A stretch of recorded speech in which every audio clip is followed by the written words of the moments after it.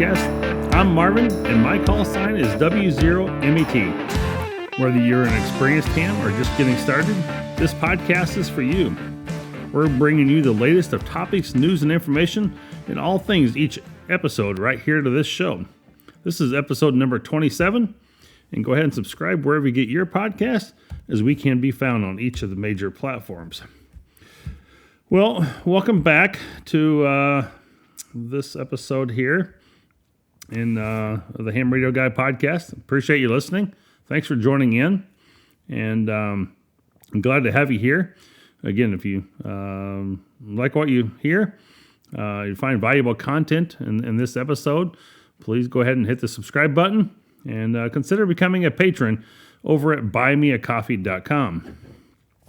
Well, in this episode, we'll be discussing some symbol rate, as that's kind of the new thing that the FCC has been talking about, and maybe need a little bit more information on it.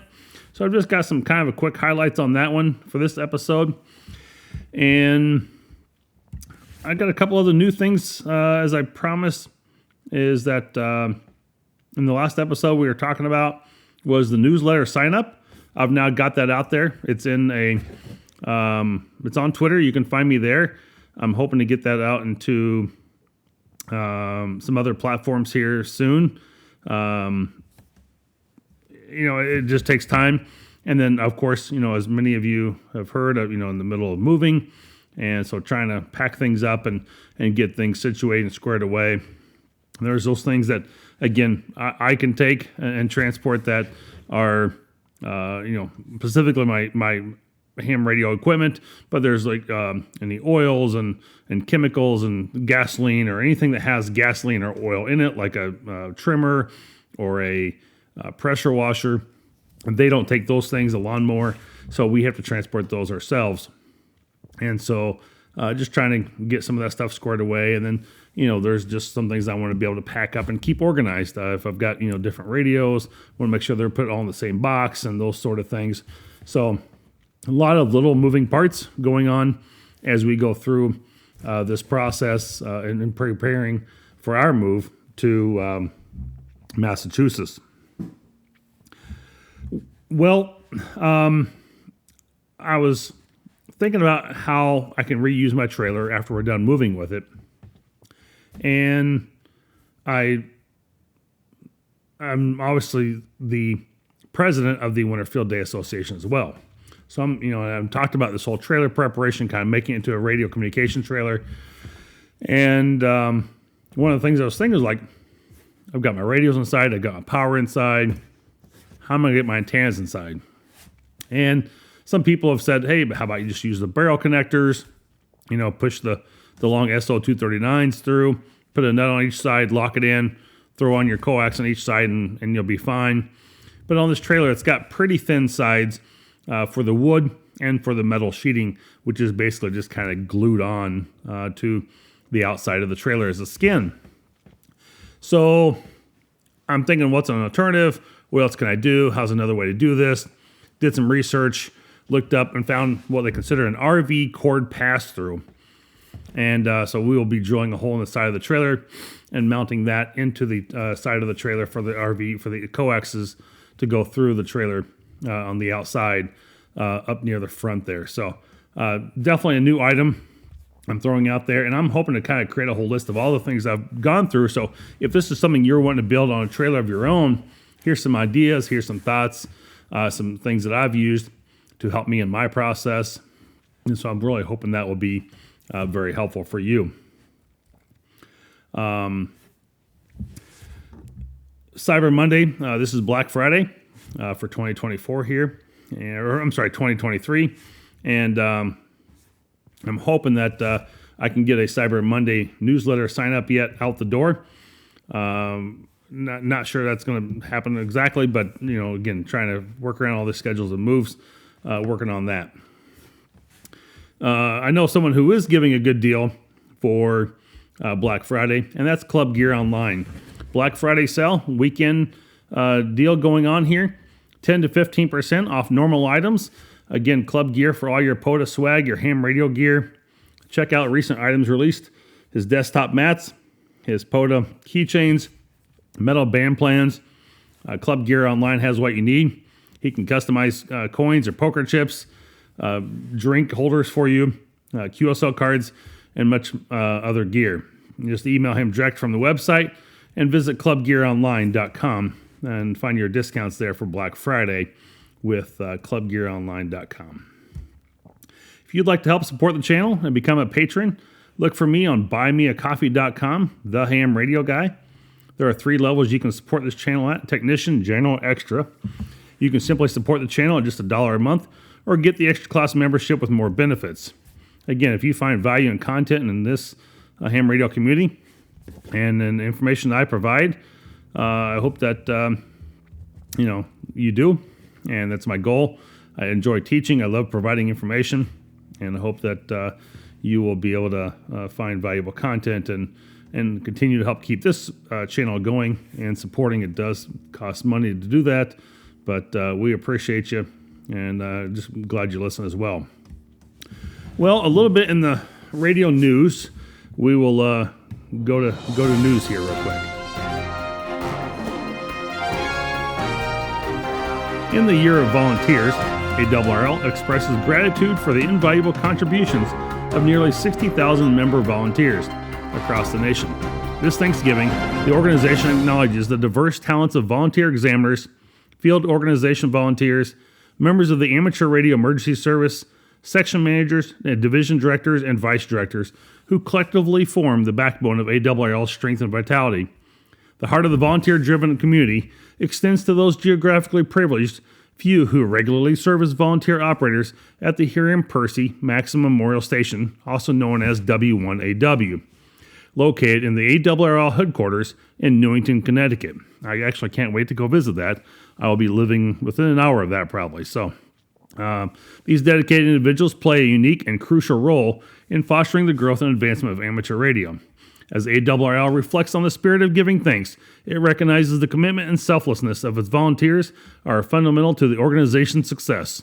The efforts not only enhance the overall strength of amateur radio, but also contribute significantly to the shared sense of community and purpose that defines amateur radio experience. This Thanksgiving, the ARRL celebrates the volunteers who, through their unwavering dedication, embody the spirit of gratitude and cooperation at the core of the amateur radio community. And I do find that to be very true. That means we do give back to our community in many ways, and to my members of my local club currently, and even our local club will be giving a number of hours dedicated to the city as we prepare for our Christmas parade here locally in just a few weeks. And so there are many hours of work and effort going into that to set that up, and as we kind of run that show and go through. So thank you for all you do for ham radio, for listeners, and what you contribute to your communities in providing that emergency communication, whether it be for a bicycle run or a local parade or any other activity. Well, as many of you know, I'm the president of Winter Field Day, and in celebration of camaraderie and preparedness, Winter Field Day 2024 is set to kick off on January 27th and 28th. And this is a news story we're releasing for Winter Field Day Association, and bringing together radio amateur operators from around the world for a unique communications exercise sponsored by the Winter Field Day Association. This annual event challenges participants to operate in winter environments, testing their skill in the face of freezing temperatures, snow, and other hazardous conditions. Winter Field Day offers a versatile experience, allowing operators to engage from the warmth of their homes or adventure into the remote locations. Whether flying solo or mobilizing friends, family, or entire club, participants are encouraged to explore various modes on HF, VHF, UHF bands, showcasing the ability to transmit the required exchange intact. The Winter Field Day Association is fervently dedicated to the belief that ham radio operators should hone their skills in portable emergency communications during the winter, recognizing unique challenges posed by the season with a focus on increasing preparedness for disasters and refining operational skills in adverse conditions. It stands as a testament to the resilience and dedication of the amateur radio community. As we draw near, I know many enthusiasts are gearing up to embrace these winter elements and the hopes of expanding their knowledge and proving the effectiveness of emergency communications in challenging conditions. So I hope that you will take that challenge from the Winter Field Day Association, and you will run with that this year, and trying to go out and successfully complete those elements and objectives that we've set aside this year as our challenges to you to be able to set up and make a WinLink connection or be out there for X amount of time. I don't remember what we put on the challenge exactly right offhand, but I do hope that you will take that challenge and run with it and see how well you can do. And I know a lot of people are upset, and there's a battle back and forth on Facebook whether there should be a points assigned, why there's not points assigned, and what are we doing. We will run this thing as a contest, but I will ultimately say in the end, we are not a contest. We are a field exercise, and we are going to distinctly clarify that. Yes, we have contest elements for scoring because there are certain people out there who want to score. They want points. They want that. But ultimately, we are trying to go more for a certificate and achievement of being able to accomplish those objectives and elements in which we have set out. So I should have probably made a whole podcast on this instead. It kind of takes away from the news here a little bit. I fully get that. But, I want to be able to share that as we kind of get our press released out here. I mean, we're just about 2 months away from Winter Field Day, and we are looking forward to that challenge as well as myself in accomplishing those objectives on my own here. So thank you very much for participating in that, and I hope you look forward to that as much as I am as the president of Winter Field Day, and taking ownership in this organization and making sure that it goes smoothly for all of you, and that you can enjoy it as well. Well, I said at the very beginning of this podcast here that the FCC has made some big changes, and one of them being the symbol rate. And this is something that, back in even December of 22, ARRL was putting out news releases about this, forthcoming, the history behind it, and then the times that they've tried this before, and it's not gotten approved or done. And so now, as we move forward with this, the FCC's, releasing this. It does take some time to go through the process for this to be approved and get, actually set in place. But we will get there. And so, I'm really hoping that, the changes made to the rules governing amateur radio around this baud rate now will help encourage more innovation and experimentation with the amateur radio community. This is going to be a huge key to us moving forward and having more opportunity to increase things with that baud rate limitation removal. And so, excuse me, let me back up here for a minute. So baud rate is the rate in which the carrier waveform, amplitude, the frequency, and or phase are varied to the transmit information. So I'll be personally, that's kind of hard to explain. I get it. I understand what they're trying to say, but I'm not sure how to explain that back better for you. But baud rate is the rate in which the carrier waveform, amplitude, and frequency and or phase are varied to the transmit information. So instead of a 2.8 kilohertz bandwidth limitation, prior has been established in the applicable amateur radio bands, or it's what's now. So you also have, let me explain it this way.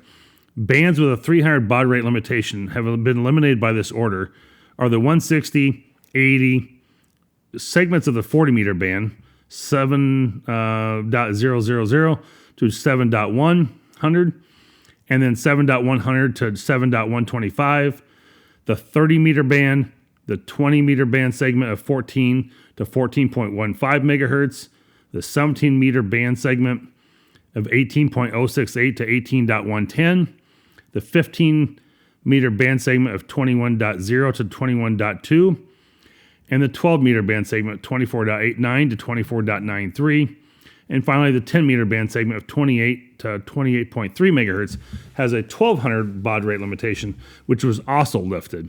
So a lot of room in there in various bands that they have now allowed for that 2.8 kilohertz versus the 300 baud rate limitation.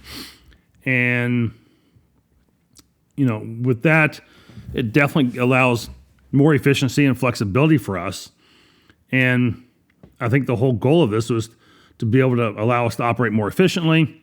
It gives us, like in emergency situations, more capability. It removes the outdated restrictions and the introduction of a bandwidth limitation that, provides us with more flexibility in using modern digital technicians or transmissions, where, we've got FT4 and FT8, and we've had, the JT65s and the PSK31s. And so definitely, I think digital communication coming out of this FCC symbol rate is definitely going to be a game changer in allowing more experimentation. Now you've got like M17 out there as well.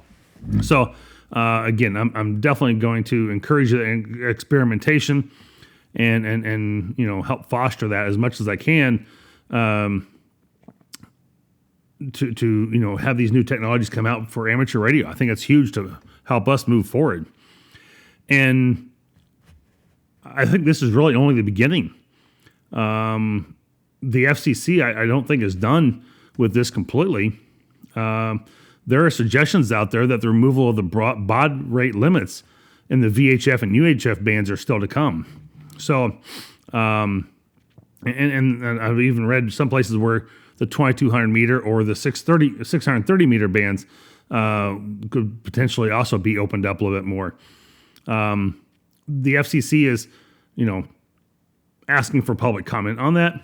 I think you should take your time and go in there and definitely make a comment around that and get your input in there. They need to hear from us.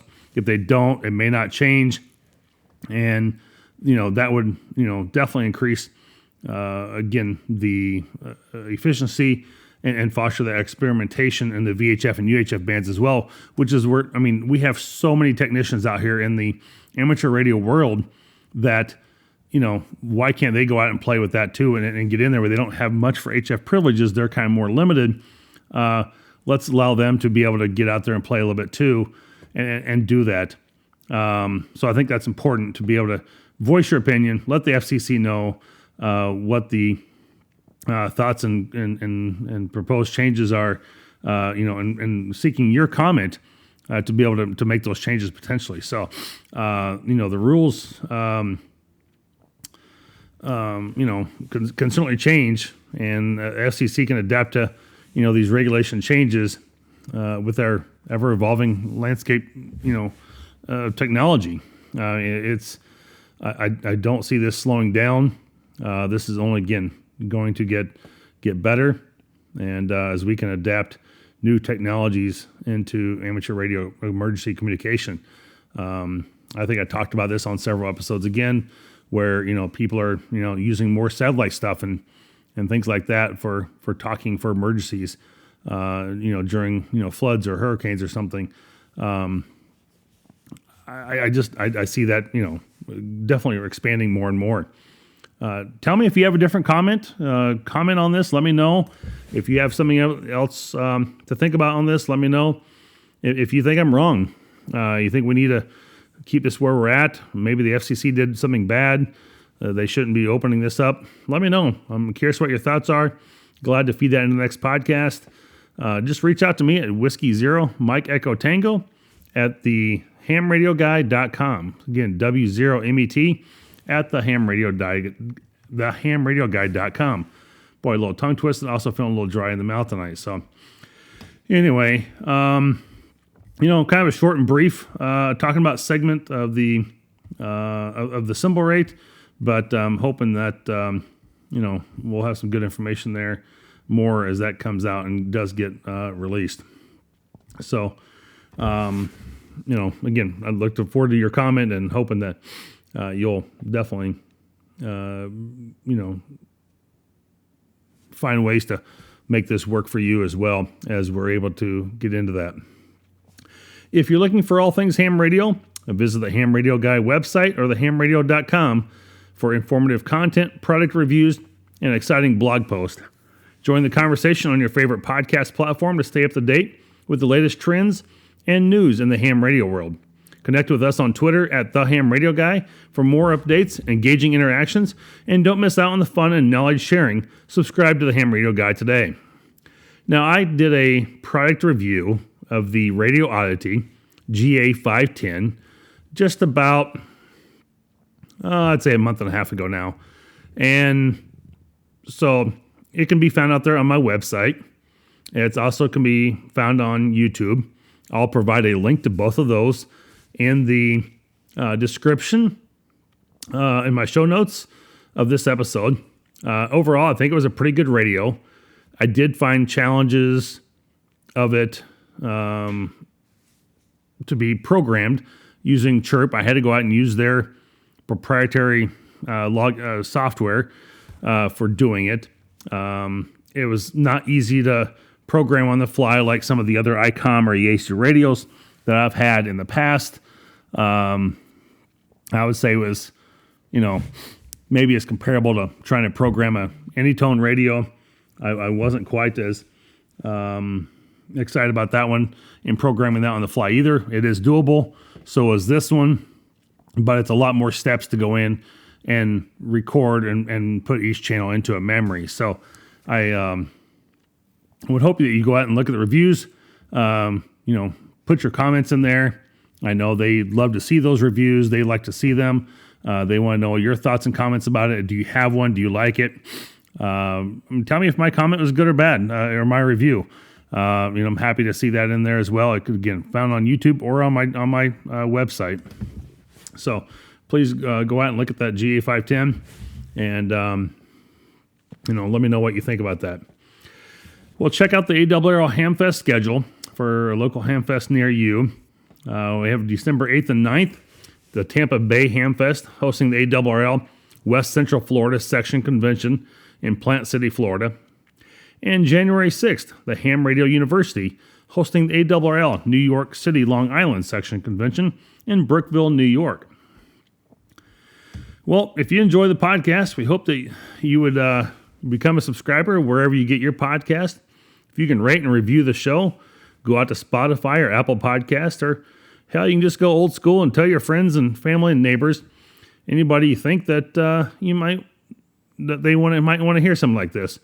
And if they can find valuable content and information on this, go out into our social media, follow us on Twitter and buymeacoffee.com.